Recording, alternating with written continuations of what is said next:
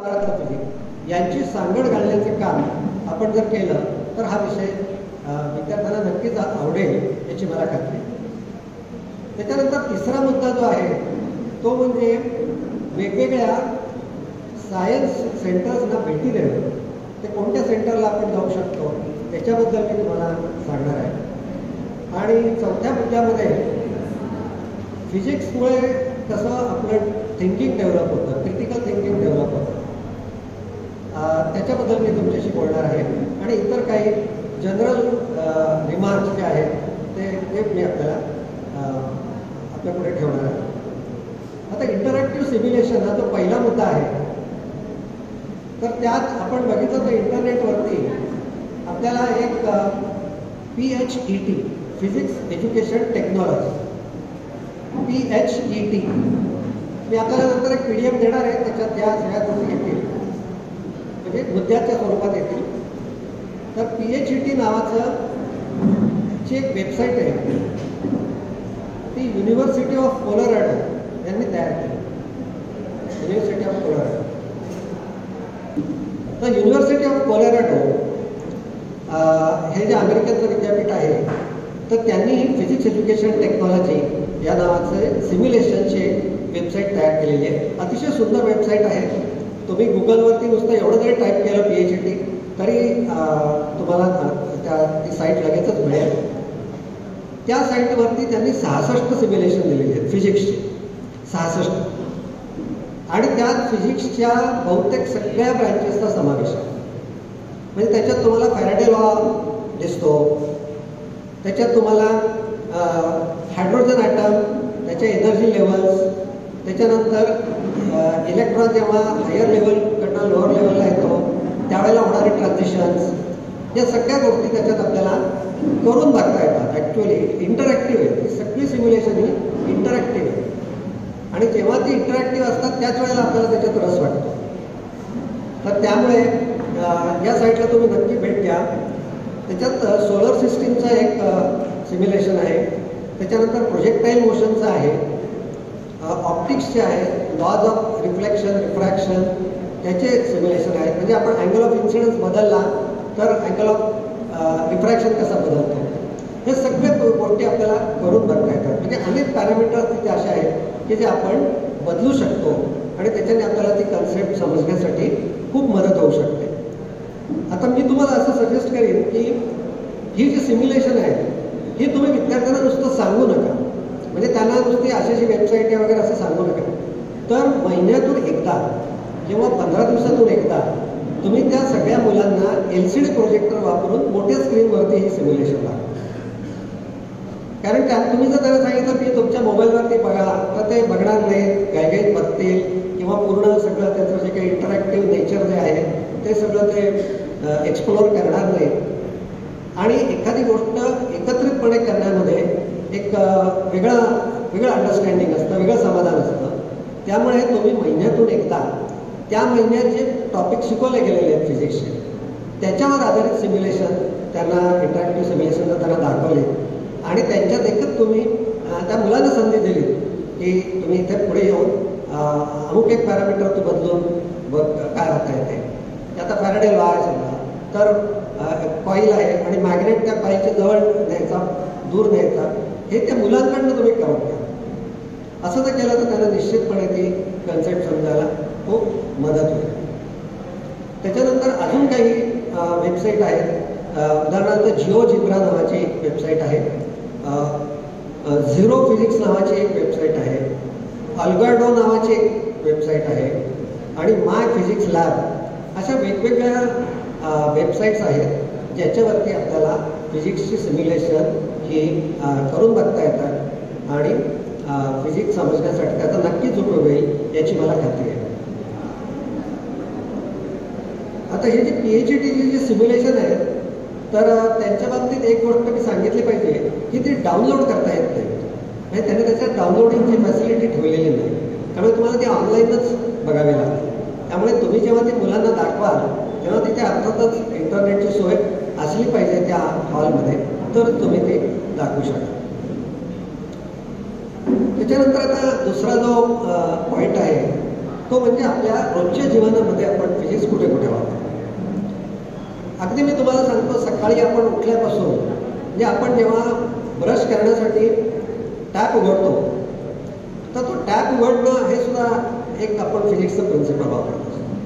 Application of टोक, म्हणजे मी तुम्हाला ही जी ॲक्शन दाखवली त्याच्यात दोन forces, two equal and opposite forces separated by some distance, that we call as torque. तर तिथपासून आपल्याला आपण फिजिक्स वापरायला सुरुवात करतो. आपण चहा करण्यासाठी गॅस लायटर वापरतो, गॅस पेटवण्यासाठी. तर गॅस लायटर म्हणजे काय आहे, तर गॅस लायटरमध्ये पिझो इलेक्ट्रिक क्रिस्टल बसवलेलं असतं.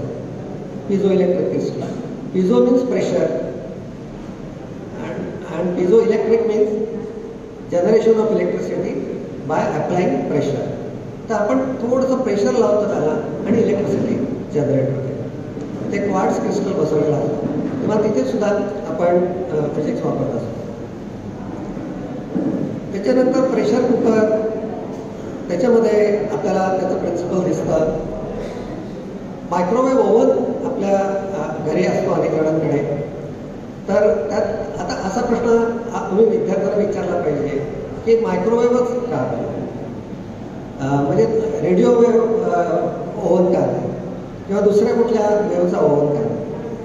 तर अशा पद्धतीने जर तुम्ही त्यांना प्रश्न विचारत गेलात आणि त्यांना त्याची उत्तर शोधायला लावली, तर त्याचा नक्कीच चांगला उपयोग होऊ शकतो. आता एक इलेक्ट्रोमॅग्नेटिक वेव्हचा चॅप्टर आहे 10वीच्या पुस्तकामध्ये मला वाटतं. तर त्यावेळेला तुम्ही त्यांना हे विचारू शकता की आपण टी व्हीचा रिमोट वापरतो, तर रिमोटमध्ये कुठल्या वेव्हज वापरल्या जातात. आपण मोबाईल वापरतो, टी व्ही वापरतो, तर या प्रत्येक ठिकाणी इलेक्ट्रोमॅग्नेटिक वेव्हचा वापर केला जातो. पण कोणत्या वेव्हज आहेत, म्हणजे त्या रेडिओ वेव्हज आहेत का इन्फ्रारेड वेव्हज आहेत, हे असे प्रश्न आपण त्यांना विचारले पाहिजे. आणि मला तुम्हाला सांगायचं आहे की आज आपण मोबाईल, म्हणजे मोबाईलशिवाय आपण आपल्या आयुष्याची कल्पनाच करू शकत नाही. तर या सगळ्या गोष्टींचा म्हणजे इलेक्ट्रोमॅग्नेटिक वेव्हची सुरुवात कुठून झालेली आहे, तर मॅक्सवेल नावाचा एक शास्त्रज्ञ होता. त्यामुळे 1870च्या दशकामध्ये मॅक्सवेलनी 4 इक्वेशन्स दिलेली आहेत. ती आजही आम्ही कॉलेजमध्ये शिकवतो, कारण ती जी इक्वेशन्स आहेत ती अतिशय बेसिक आहेत इलेक्ट्रोमॅग्नेटिक वेव्हच्या समोर. आणि त्याच्यानंतर हर्ट्झ नावाच्या शास्त्रज्ञांनी ती प्रत्यक्ष लॅबोरेटरीमध्ये इलेक्ट्रोमॅग्नेटिक वेव्हज या तयार केल्या. म्हणजे बघा 1870 साली किंवा त्याच्या आसपास जे काही थेअरी मांडण्यात आली तिचा उपयोग आज आपल्याला होतो. तेव्हा सायन्सच्या बाबतीत हे अनेकदा घडतं की एखादी थेअरी मांडली जाते, एखादा प्रयोग केला जातो, तर त्याचा लगेच उपयोग होईल असं सांगता येत नाही. त्याचा उपयोग होण्यासाठी काही काळ सुद्धा जावा लागतो. त्याच्यानंतर आपण सगळेजण GPS वापरतोय, गुगल मॅप वापरतोय, त्याच्यासाठी सुद्धा आपल्याला इलेक्ट्रोमॅग्नेटिक वेव्हचा मोठ्या प्रमाणावर उपयोग होतो. आता सध्या पावसाळ्याचे दिवस आहेत आणि पावसाळ्यात रस्त्याने चालताना आपण अतिशय सावकाशाने चालतो. विशेषतः जर चिखल असेल रस्त्यावरती तर आपण अतिशय सावकाशाने चालतो. म्हणजे काहीतरी घर्षण आपला पाय आणि रस्ता याच्यामध्ये घर्षण काहीतरी थोडंफार झालं पाहिजे, तरच आपल्याला रस्त्यावर व्यवस्थित चालता येतं. आपण ज्यावेळेला बोलतो, आता मी तुमच्याशी बोलतोय त्याच्यातही काहीतरी फिजिक्स वापरलं जात आहे की माझ्या जिभेची हालचाल होते, मेकॅनिकल एनर्जी तयार होते, त्याच्यानंतर साऊंड एनर्जीमध्ये रूपांतर होत आहे. ती साऊंड एनर्जी पुढे इलेक्ट्रिकल सिग्नलमध्ये जाते, त्या इलेक्ट्रिकल सिग्नलचं पुन्हा साऊंड एनर्जीमध्ये रूपांतर होत आहे आणि मग माझं बोलणं तुमच्यापर्यंत येतं. तर हे जे कन्व्हर्जन ऑफ एनर्जी हे जे प्रिन्सिपल आहे ते इतक्या साध्या आपल्या एखाद्या कृतीमध्ये सुद्धा आपण वापरत असतो.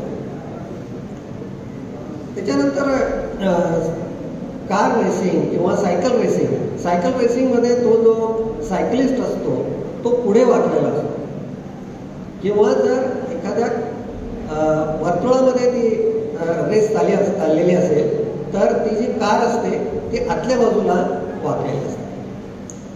तर आपण बँकिंग ऑफ रोड्स जे शिकतो फिजिक्समध्ये त्याचं ॲप्लिकेशन आपल्याला या ठिकाणी दिसतं.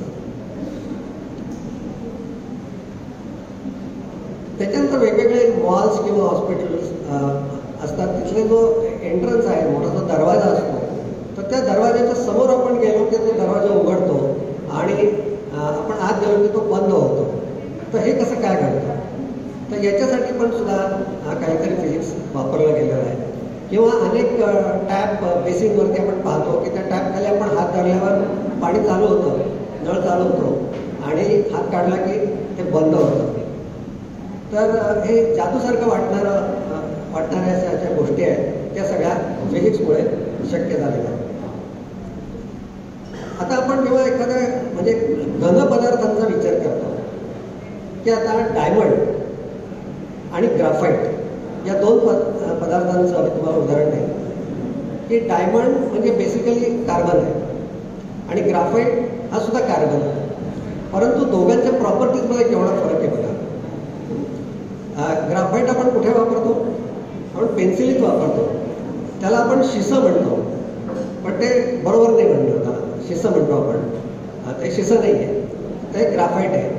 आणि आपल्याला माहिती आहे की पेन्सिल लिहिता लिहिता ते अनेकदा मोडते, ते शिसं मोड, म्हणजे ते अतिशय ब्रिटल असतं, ठिसूळ असतं. ते ग्राफाईट अतिशय ठिसूळ असतं, परंतु त्याच कार्बननी बनलेलं डायमंड मात्र it is the hardest substance. Diamond हे हार्डेस्ट सबस्टन्स आहे. तर हा फरक कशामुळे होतो?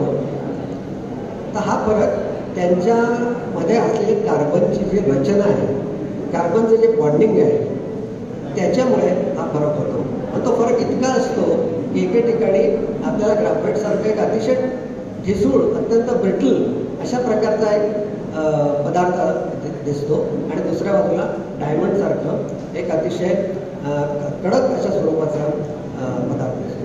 नुसतं आणि त्याच्या फिजिकल प्रॉपर्टी नाही, डायमंडची किंमतही खूप असते. एक किमतीचा जरी विचार केला तरी ग्राफाईट आणि डायमंड याच्यामध्ये जमीन आसमानाचा फरक आहे.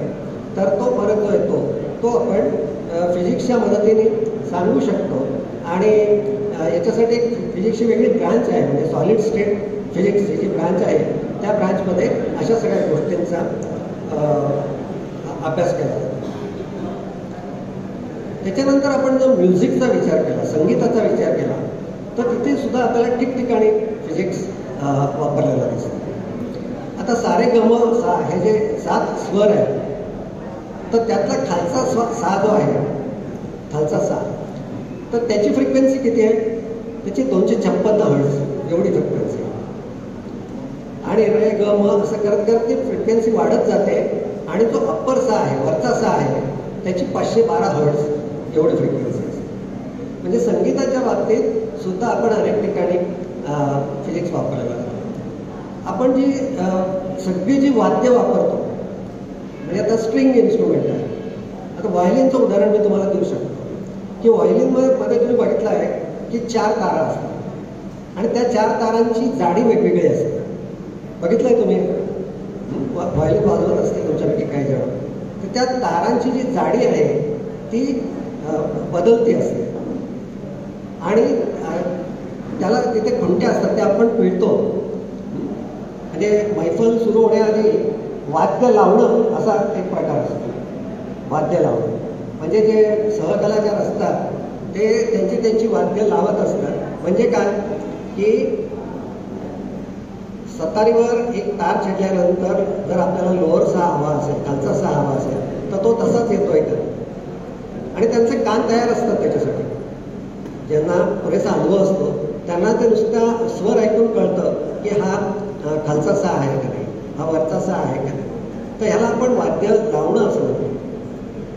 तर व्हायोलिनचे जे 4 तारा असतात त्यातल्या कुठल्या तारेला आपण त्या बोनी स्पर्श करतो हे आपल्याला कुठलं सूर त्याच्यातनं हवं आहे त्याच्यावरती अवलंबून असतं. आणि जर आपण त्याला दिलेलं टेन्शन, म्हणजे ती जी खुंटी असते तिला जे आपण टेन्शन म्हणजे कळत असतो आपण ती खुंटी, ते टेन्शन कमी जास्त झालं तरी सुद्धा तो जो सूर आहे तो बदलत असतो.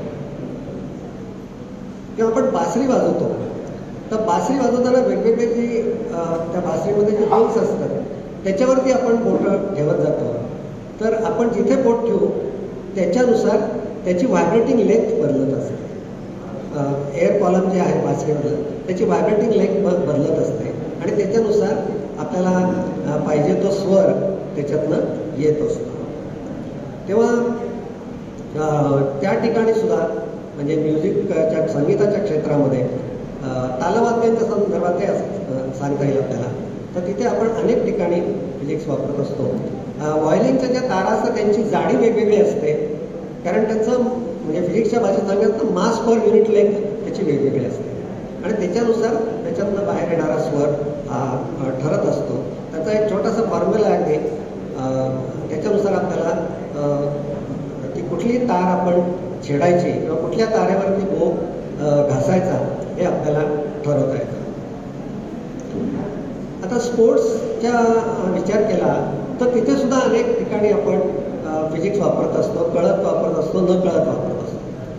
आता प्रोजेक्टाईल मोशन आपण मुलांना शिकवत असतो, तर अनेक ठिकाणी प्रोजेक्टाईल मोशन आपण वापरतो. आता उदाहरणार्थ भालाफेक आहे किंवा थाळीफेक आहे, गोळा फेक आहे. तर या सर्व ठिकाणी प्रोजेक्टाईल मोशनचे प्रिन्सिपल्स हे वापरलेले असतात. किती जोरात तो गोळा फेकायचा किंवा भाला फेकायचा, किती अँगलनी फेकायचा, angle with respect to horizontal, किती अँगलनी तो फेकायचा, याचं सगळ्याचे फॉर्म्युला आपण ॲक्च्युली मुलांना शिकवत असतो. प्रोजेक्टाईल मोशनचे फॉर्म्युला आपण शिकवतो की किती रेंज पर्यंत तो जाईल. तर ते रेंज कशावर अवलंबून असते, तर आपण किती वेगाने तो पाठवतो भाला किंवा कुठलीही वस्तू आणि कोणत्या अँगलनी पाठवतो त्याच्यावरती त्याची रेंज अवलंबून असते. अगदी आर्टिलरीमध्ये म्हणजे युद्धाचा विचार केला तर आर्टिलरीमध्ये आपण पाहतो की त्याच्या सगळ्या गन असतात, त्यांनी एक अँगल केलेला असतो विथ रिस्पेक्ट टू हॉरिझॉन्टल, काहीतरी अँगल असतो आणि त्याच्यातून तो गोळा फेकला जातो. म्हणजे मग तो पाकिस्तानकडे जाऊन पडतो, नाही तर तो आपल्याच टेरिटरीमध्ये पडण्याची शक्यता आहे जर त्याचं फिजिक्स चांगला नसेल. तर क्रिकेटमध्ये सिक्सर मारली जाते, तर सिक्सर हे कशाचं उदाहरण आहे, that is example of impulse of force, a very large force acting for a very short time. That is what we call as impulse. तर ते त्याचं एक उदाहरण म्हणून आपल्याला सिक्सरचं उदाहरण देता येईल. बॉलर जो असतो तो स्टार्ट घेतो.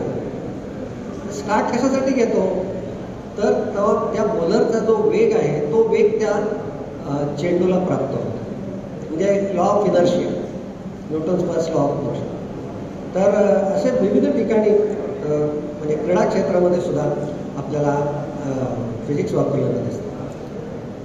सर्कसचा विचार केला तर म्हणजे सांगायलाच नको की बॅलन्सिंग हे तर सर्कसमधलं सगळ्यात महत्त्वाची गोष्ट आहे आणि त्याच्यासाठी आपल्याला खूप प्रॅक्टिस लागते आणि त्याच्यासाठी फिजिक्सचं ज्ञान आवश्यक असतं. सर्कसमध्ये एक मोठा लोखंडी गोल असतो, त्याला मृत्यू गोल असं म्हणतात, ग्लोब ऑफ डेथ, मृत्यू गोल. आणि त्याच्यात एक मनुष्य मोटरसायकल चालवत असतो, बघितला असेल तुम्ही. म्हणजे आपला ठोका चुकतो की आता काय होत आहे, पण तो कधी पडत नाही. कधी फारच क्वचित अशी गोष्ट होते की ॲक्सिडेंट झाला आहे, तो कधी पडत नाही. का पडत नाही, तर तिथे आपण सगळे नियम वापरलेले आहेत. जे युनिफॉर्म सर्क्युलर मोशन जी आपण शिकतो ती सुरुवातीला आपण हॉरिझॉन्टल सर्क्युलर मोशन शिकतो, पण तशीच व्हर्टिकल सर्क्युलर मोशनसुद्धा आहे, ती पण आपण मला वाटतं 11वीला शिकवतात का, मला आठवत नाही आता. तर व्हर्टिकल सर्क्युलर मोशन चे जे काही फॉर्म्युले आहेत ते सगळे तिथे वापरले जातात. आणि तो जो मोटरसायकलिस्ट आहे तो व्हर्टिकल मोशन तर घेतोच, परंतु हॉरिझॉन्टल पण घेतो, काही वेळेला तिरपी मोशन पण घेतो.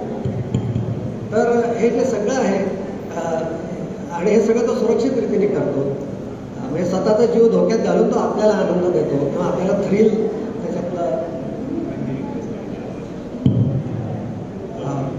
हा येतोय का आवाज, आता आवाज येतोय?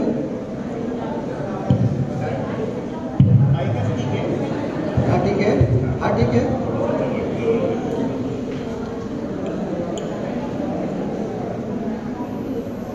तर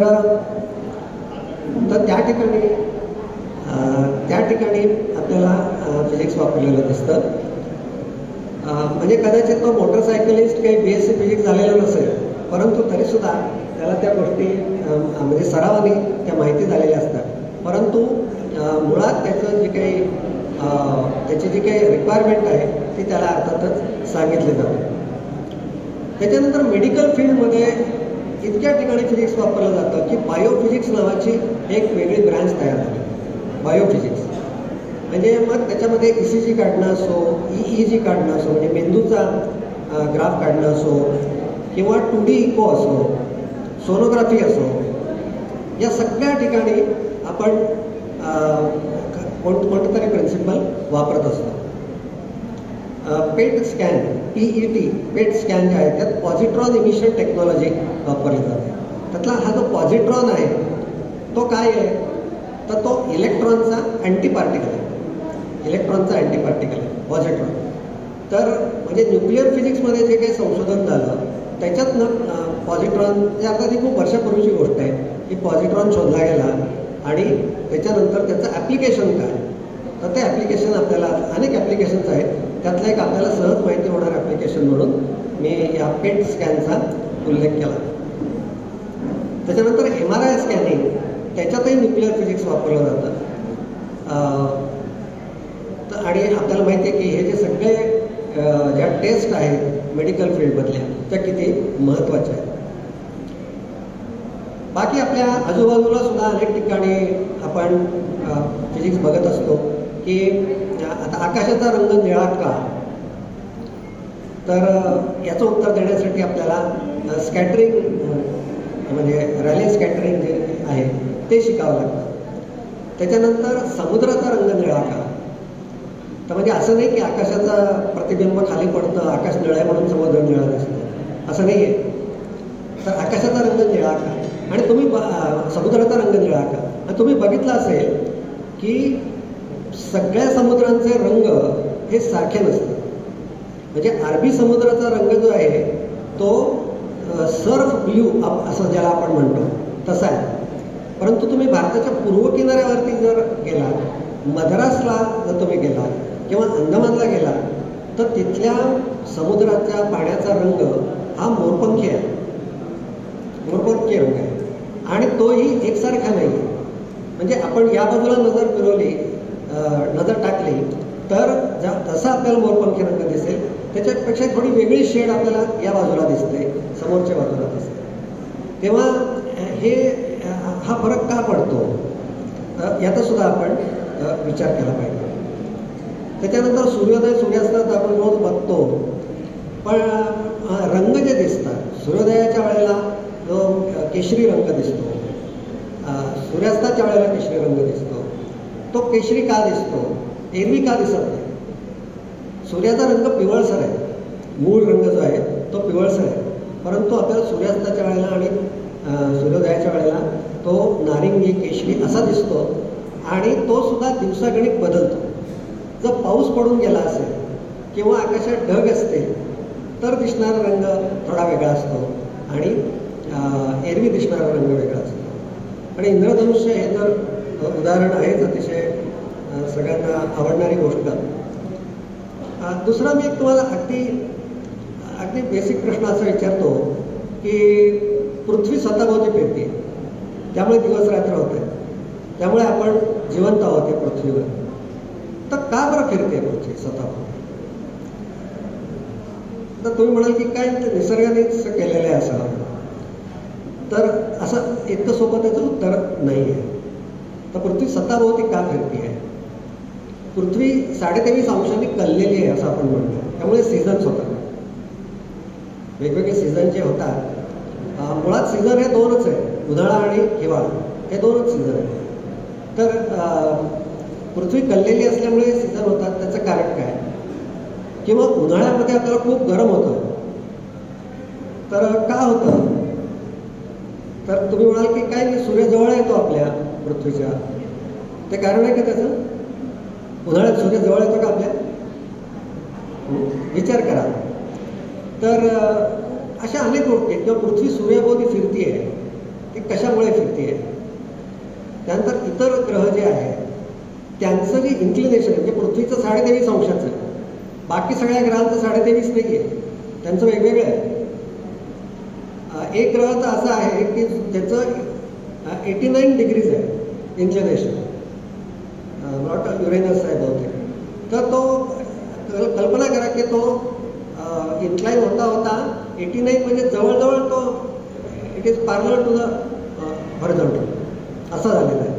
म्हणजे तो फिरण्याच्या ऐवजी सूर्याभोवती फिरण्याच्या ऐवजी सूर्याभोवती घरंगळत जातो असं त्याचं वर्णन आहे. मग असं का घडतं? मग तसं पृथ्वीच्या बाबतीत का नाही घडलं? तर या सगळ्याची उत्तरं आपल्याला शोधता येतील. आणि विद्यार्थ्यांना अशी तुम्ही जर रोजच्या जीवनातली उदाहरणं दिली, म्हणजे प्रत्येक कन्सेप्ट शिकवताना तुम्ही आधी हा विचार करा की आपल्याला याचं रोजच्या जीवनातलं काही उदाहरण देता येईल का. आणि ज्या वेळेला असं उदाहरण दिलं जातं त्याच वेळेला त्या विषयामध्ये रस वाटतो. नाहीतर काय वाटतं की फिजिक्स कशासाठी शिकायचं, तर सिलेबसमध्ये आहे म्हणून शिकायचं, मला मार्क मिळवण्यासाठी शिकायचं. मार्क मिळवणं हा तर उद्देश आहे, परंतु त्याच्याही पलीकडे जाऊन फिजिक्स हे आपल्या रोजच्या जीवनामध्ये सगळीकडे भरलेलं आहे आणि आपण त्याचा कळत न कळत सतत वापर करत असतो. हे त्या मुलांच्या मनावरती जर तुम्ही बिंबवलं तर त्यांना त्या विषयामध्ये जास्त रस वाटेल. आता त्याच्या पुढचा तिसरा मुद्दा जो आहे तो मुद्दा म्हणजे मुलांना प्रत्यक्ष सायन्स सेंटरला घेऊन जाणं. आता नाशिक शहराचा विचार केला तर कुठे कुठे जाता येईल? आपल्या नाशिकला प्लॅनेटोरियम आहे, तिथे तुम्ही घेऊन जाऊ शकता. किंवा आपल्या इथे मेरी ही जी संस्था आहे तिथे भूकंप मापन केंद्र आहे, सिस्मोग्राफ आहे तिथे. म्हणजे भूकंप जेव्हा एखाद्या ठिकाणी होतो महाराष्ट्रात तेव्हा त्याचं तिथे नोंद केली जाते आणि तो किती रिश्टर स्केलचा आहे ते पण आपल्याला कळतं. तर ते यंत्र त्यांना आपल्याला तिथे दाखवता येईल.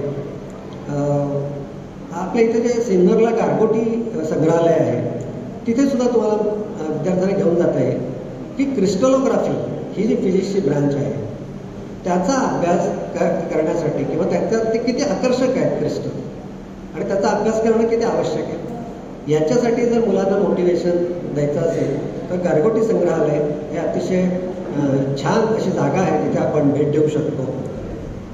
तुम्हाला कदाचित माहिती नसेल परंतु आपल्या नाशिकला एक फोरेन्सिक लॅबोरेटरी आहे.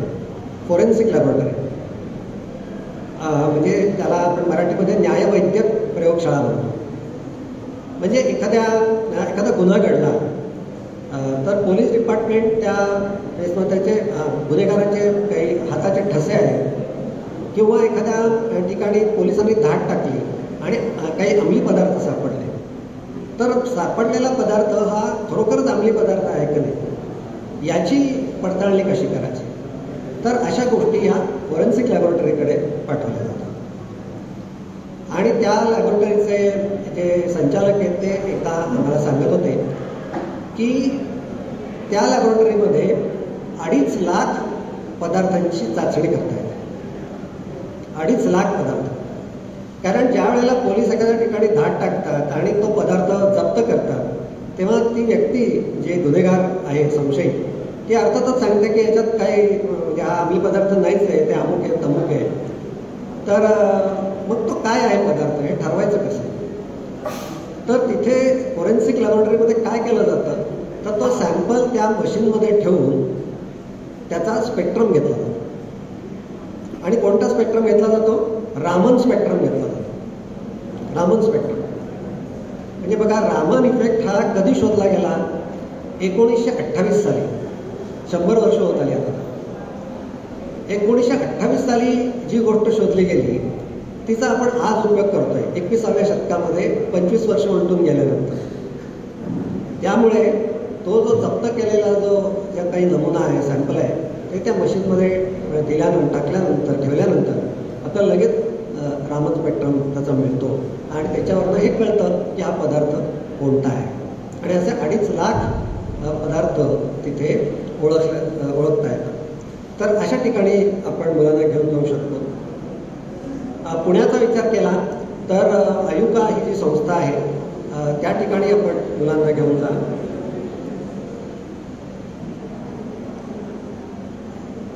आयुका हे 28 फेब्रुवारी आपल्याला माहिती आहे की राष्ट्रीय विज्ञान दिन असतो. तर त्या दिवशी त्यांचा ओपन हाऊस डे असतो.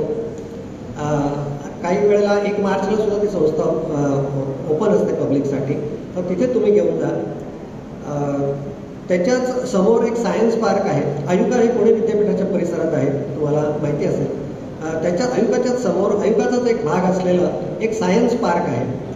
तिथे जवळजवळ 250 प्रयोग शाळेतल्या मुलांसाठी करून दाखवले जातात. 250 प्रयोग, आणि ते एकदम अगदी किरकोळ वस्तूंपासून किंवा टाकाऊ वस्तूंपासून ते पदार्थ, ते प्रयोग जे आहेत ते केले जातात. तर असे जवळजवळ 250 प्रयोग त्यांनी तिथे डेव्हलप केलेले आहेत. अरविंद गुप्ता नावाचे खूप मोठे शास्त्रज्ञ आहेत. ते म्हणजे अतिशय विद्वानग्रस्त आहे, परंतु त्यांनी त्यांचं सगळं आयुष्य हे विज्ञान खेळणी बनवण्यासाठी किंवा विज्ञानातले प्रयोग शालेय विद्यार्थ्यांसाठी बनवण्यासाठी त्यांनी त्यांचं सगळं आयुष्य वाहिलेलं आहे. त्यांची वेबसाईट पण आहे, तुम्ही बघू शकता. त्याच्यानंतर पुण्यामध्ये एक्सप्लोरेटरी नावाची एक संस्था आहे, सेनापती बापट रोडवरती. तर तिथे तुम्ही मुलांना घेऊन जाऊ शकता. पिंपरी चिंचवडला अलीकडेच एक प्लॅनेटोरियम निघालेला आहे आणि एक सायन्स सेंटर पण निघालेलं आहे, त्याला तुम्ही भेट देऊ शकता. कसं होतं की ट्रिप म्हटल्यानंतर मुलांना उत्साह वाटतो, तर आपल्याला सगळ्यांनाच उत्साह वाटतो. त्यामुळे ट्रिप म्हणजे सायन्सच्यासाठी ट्रिप आणि त्याला जोडून दुसरी गोष्ट असं करून तुम्ही पुण्याला तुम्ही जाऊ शकता. पुण्याच्याच रस्त्यावर नारायणगावच्या जवळ GMRT giant metrewave radio telescope ही एक प्रचंड मोठी अशी रेडिओ दुर्बीण आहे. अतिशय अभिमानाची गोष्ट म्हणजे ती पूर्णपणे भारतीय तंत्रज्ञांनी बांधलेली आहे, उभारलेली आहे. आणि या GMRT रेडिओ टेलिस्कोप आहे. तर खूप म्हणजे त्याच्याबद्दल खूप सांगण्यासारखं आहे. 28 फेब्रुवारी 1 मार्च या दिवशी तुम्ही तिथे जाऊ शकता. तर अशा विविध ठिकाणी तुम्ही पुण्याच्या जवळपास जाऊ शकता. मुंबईचा विचार केला तर मुंबईचं प्लॅनेटोरियम तर आहेच वरळीला, तुम्हाला माहिती आहे. तर त्या ठिकाणी तुम्ही मुलांना न्या. आणि इथले जे शोज आहेत प्लॅनेटोरियममधले ते बदलत असतात, हे लक्षात घ्या. म्हणजे एकदा जाऊन आलो तर मग पुन्हा द्यायची गरज नाही. त्यामुळे ते शो बदलत असतात, हे लक्षात घ्या. आणि तुमच्या शाळेतली मुलं बदलत असतात, म्हणजे तुम्ही पुढच्या इयत्तेतल्या मुलांना घेऊन जाऊ शकता. त्यामुळे प्लॅनेटोरियम मुंबईचं हे तुमच्या वर्षभरातल्या जे उपक्रम आहेत त्याचा एक भाग असलाच पाहिजे असं मला वाटतं. त्याच्याच जवळ नेहरू सायन्स सेंटर आहे, अतिशय सुंदर आहे. अनेक प्रयोग विद्यार्थी तिथे करू शकतात. त्यानंतर होमी बाबा विज्ञान शिक्षण केंद्र आहे. तर अशा विविध ठिकाणी आपण जर मुलांना ट्रिपला घेऊन गेलो तर त्यांचा या विषयामधला रस वाढायला नक्कीच मदत होईल असं मला वाटतं. आता मी शेवटच्या मुद्द्याकडे येतोय की फिजिक्सचं जे अंडरस्टँडिंग आहे, हे फिजिक्सच्या बाबतीत काय होतं की 2 गोष्टी आहेत. एक तर आपल्याला कन्सेप्ट समजली पाहिजे, ही पहिली गोष्ट. आणि दुसरं म्हणजे त्याचं आपल्याला ॲप्लिकेशन करता आलं पाहिजे, म्हणजे आपल्याला प्रॉब्लेम सोडवता आले पाहिजे. बऱ्याचदा असं होतं की फिजिक्समधली एखादी गोष्ट आपण वाचली की ती आपल्याला समजली असं वाटतं, परंतु जेव्हा आपण प्रॉब्लेम सोडवायला जातो, न्यूमरिकल प्रॉब्लेम सोडवायला जातो, त्यावेळेला आपल्याला अडचण येते. याचा अर्थ असा आहे की आपल्याला त्या कन्सेप्टच्या आपण आतमध्ये गेलेलो नाही, म्हणजे आपल्याला जी इन्साईट यायला पाहिजे ती आलेली नाही आहे. तर त्यामुळे फिजिक्सच्या बाबतीमध्ये आपल्याला एक अत्यंत आवश्यक असलेली गोष्ट अशी आहे की प्रत्येक वेळेला फिजिक्सच्या बाबतीमध्ये व्हाय असा प्रश्न विचारला पाहिजे. हे असं काय? म्हणजे आता मी तुम्हाला सांगतो की मोमेंट ऑफ फोर्स असा एक चॅप्टर आहे तुमच्या फिजिक्सच्या सिलेबसमध्ये. तर मोमेंट या शब्दाचा अर्थ काय? Why it is called as moment. तर मोमेंटचा एक अर्थ आपल्याला माहिती आहे की म्हणजे एक टाईम इन्स्टंट, एवढा आपल्याला अर्थ माहिती आहे. पण मोमेंट ऑफ फोर्समध्ये तो अर्थ लागू नाही आहे, तो अर्थ तिथे वापरलेला नाही आहे, तर वेगळा अर्थ आहे. तर मग याच्यासाठी काय करायला पाहिजे की तुम्ही पहिल्याच दिवशी मुलांना हे सांगायला पाहिजे की तुमच्याकडे 2 डिक्शनरीज असल्या पाहिजेत घरी. एक इंग्लिशची डिक्शनरी, ऑक्सफर्ड डिक्शनरी असली पाहिजे, इंग्लिश टू इंग्लिश. आणि दुसरं तुमच्याकडे फिजिक्सची डिक्शनरी असली पाहिजे. फिजिक्सची स्वतंत्र डिक्शनरी असते. तर आता सध्या ऑनलाईनचा जमाना असल्यामुळे सगळेजण म्हणले की आमच्याकडे आम्ही ऑनलाईन अमुक बघतो तमुक बघतो, परंतु हार्ड कॉपीचा जसा उपयोग पटकन होऊ शकतो तसा आपल्याला त्याचा उपयोग अनेकदा करता येत नाही. आणि आपल्याला मुलांना आणि स्वतःला सुद्धा स्क्रीनपासून खूप दूर ठेवायचं, हे लक्षात ठेवा. म्हणजे mobile is a good slave but bad master, हे आपण कायम लक्षात ठेवलं पाहिजे. मोबाईल आपल्या डोक्यावर कधी बसता कामा नये, पण तो बहुतेकांच्या डोक्यावर बसलेला दिसतो, म्हणजे आईवडिलांच्याच बसलेला दिसतो. त्यामुळे मग त्यांना काही मुलांना सांगण्याचा अधिकार राहत नाही. तर ऑनलाईन डिक्शनरी बघण्यापेक्षा आपल्याकडे हार्ड कॉपी असल्या तर त्याचा जास्त उपयोग होऊ शकतो. तर इंग्लिशची डिक्शनरी असली पाहिजे, फिजिक्सची डिक्शनरी असली पाहिजे आणि न्यूजपेपर रिडिंग हे मुलांनी केलं पाहिजे. मोबाईलवरती येणारे अपडेट्स नाही, न्यूजपेपरमधलं रिडिंग केलं पाहिजे. आणि त्याच्यात सायन्स रिलेटेड ज्या काही गोष्टी आहेत किंवा काही ॲक्टिव्हिटीज आहेत, आता उदाहरणार्थ हा वर्कशॉप आहे, या वर्कशॉपची बातमी वर्तमानपत्रात आलेली आहे, तर ती मुलांच्या नजरेखालनं गेली पाहिजे, तुमच्या नजरेखालनं गेली पाहिजे. तर याच्यासाठी या काही गोष्टी आपण मुलांना सांगितल्या पाहिजेत. त्याच्यानंतर अनेक टर्म्स आपण जे वापरतो, आता उदाहरणार्थ आपण सिम्पल पेंडुलम असं म्हणतो, तर का बरं त्याला असं सिम्पल असं का म्हटलं जातं? तर मग तिथे मी मगाशी जे म्हटलं की व्हाय हा प्रश्न आपण विचारला पाहिजे. तर ज्या अर्थी याला सिम्पल पेंडुलम म्हटलं जातं, ह्याचा अर्थ दुसरा कुठला तरी पेंडुलम असला पाहिजे की जो ज्याला कॉम्प्लेक्स पेंडुलम किंवा कंपाऊंड पेंडुलम असं काहीतरी नाव असेल. आणि प्रत्यक्षात तसं आहेच की कंपाऊंड पेंडुलम नावाचा आणखीन एक पेंडुलम असतो, त्याचा वेगळे प्रयोग आहे. किंवा ॲब्सोल्यूट झिरो टेम्परेचर, आपल्याला माहिती आहे की 0 डिग्री सेल्सिअस हे एक टेम्परेचर झालं आणि दुसरं केल्विन, 0 केल्विन हे दुसरं टेम्परेचर. त्यातलं 0 केल्विन हे केल्विन स्केलवरचं आणि आपण त्याला ॲब्सोल्यूट झिरो टेम्परेचर. ॲब्सोल्यूट असं त्याला का म्हटलं जातं, तर it is not relative, it is absolute. म्हणजे त्या टेम्परेचरच्या खाली आपल्याला जाता येत नाही, 0 केल्विनच्या खाली आपण जाऊ शकत नाही. तर म्हणजे 0 केल्विन सुद्धा एक बरोबर त्या टेम्परेचरला आपण अजूनपर्यंत गेलेलो नाही आहे, खूप जवळ गेलेलो आहे त्याच्या, म्हणजे एक्सपेरिमेंटल फिजिक्समध्ये त्याच्या खूप जवळ गेलेलो आहे. तर म्हणून त्याला ॲब्सोल्यूट झिरो म्हटलं जातं, हे तुम्ही विद्यार्थ्यांना सांगितलं पाहिजे.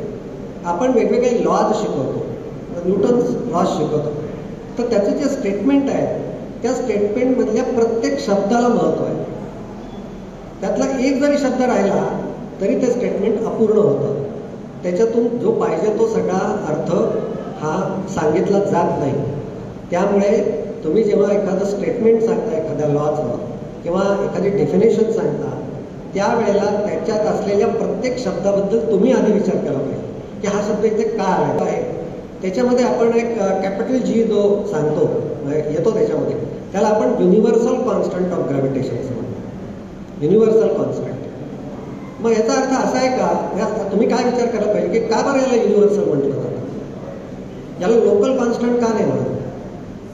ह्याचा अर्थ असा की 2 प्रकारचे कॉन्स्टंट आहेत का फिजिक्समध्ये, की काही हे युनिव्हर्सल आहेत आणि काही हे लोकल आहेत. तर त्याचं उत्तर हो असं आहे. त्यामुळे कॅपिटल जी हा युनिव्हर्सल ग्रॅव्हिटेशनल कॉन्स्टंट आहे, पण small g acceleration due to gravity हा तो त्या जागेवरचा जी व्हॅल्यू आहे, म्हणजे पृथ्वीवरती स्मॉल जीची व्हॅल्यू ही बदलत असते, थोड्या प्रमाणात का होईना परंतु ती बदलत असते. पोल्सवरती जी व्हॅल्यू असते ती आणि इक्वेटॉरवरची व्हॅल्यू याच्यात फरक आहे. त्याच्यानंतर नोटेशनमध्ये सुद्धा कॅपिटल के जर लिहिला तर त्याचा अर्थ केल्विन होतो, पण स्मॉल के लिहिला तर त्याचा अर्थ बोल्झमन कॉन्स्टंट होतो किंवा प्रोपोगेशन वेक्टर होतो.